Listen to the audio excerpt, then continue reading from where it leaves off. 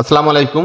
যারা শখ করে পাখি পালন করেন, আপনার পাখির বাচ্চাকে যখন হ্যান্ড ফিডিং করান, হ্যান্ড ফিডিং করানোর কিছুক্ষণ পরে দেখা যায় পাখিগুলো বমি করে। এই সেম সমস্যা আমার পাখিগুলোরও ছিল। হ্যান্ড ফিডিং করানোর পরে দেখেন কীভাবে বমি করতো। আর এভাবে করে খাওয়ানোর পরে আপনার পাখিগুলা যদি বমি করতে থাকে তাহলে আপনার শখের পাখিগুলো একসময় মারা যাবে। আমি আমার এই শখের পাখিগুলোর বমি বন্ধ করার জন্য অনেক ওষুধ ট্রাই করছি। দেখেন এই ওষুধগুলো আমি ট্রাই করছি, কিন্তু কোনো কাজ হয়নি।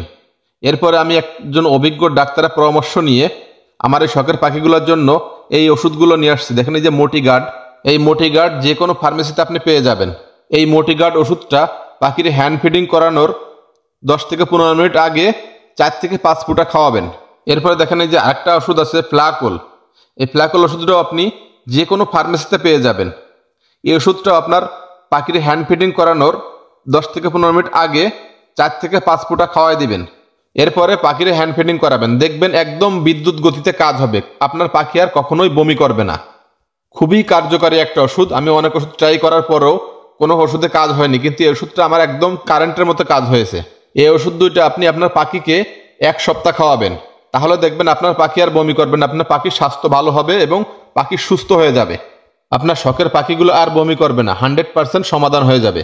এবং আপনার পাখির হ্যান্ড ফিডিং গুলানোর সময় আপনার পাখির হ্যান্ড ফিডিংয়ের সাথে কয়েক ফুটা জিস বেড দিয়ে দিবেন। এটা হচ্ছে জিঙ্ক ওষুধ। এটা খাওয়ালে আপনার পাখির রুচি বাড়বে এবং আপনার পাখির স্বাস্থ্য ভালো থাকবে। এই ওষুধটা আপনি যে কোনো পাখির দোকানে পেয়ে যাবেন।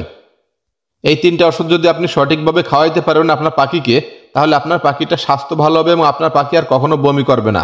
আশা করি বুঝতে পারছেন। যারা এখনও আমার চ্যানেলটি সাবস্ক্রাইব করেন নাই, তারা এরকম নতুন নতুন ভিডিও পাওয়ার জন্য আমার চ্যানেলটি সাবস্ক্রাইব করবেন। আর ভিডিওতে অবশ্যই একটা লাইক করবেন। আর ভিডিওটা কেমন হলো অবশ্যই কমেন্টে জানাবেন। Thank you so much.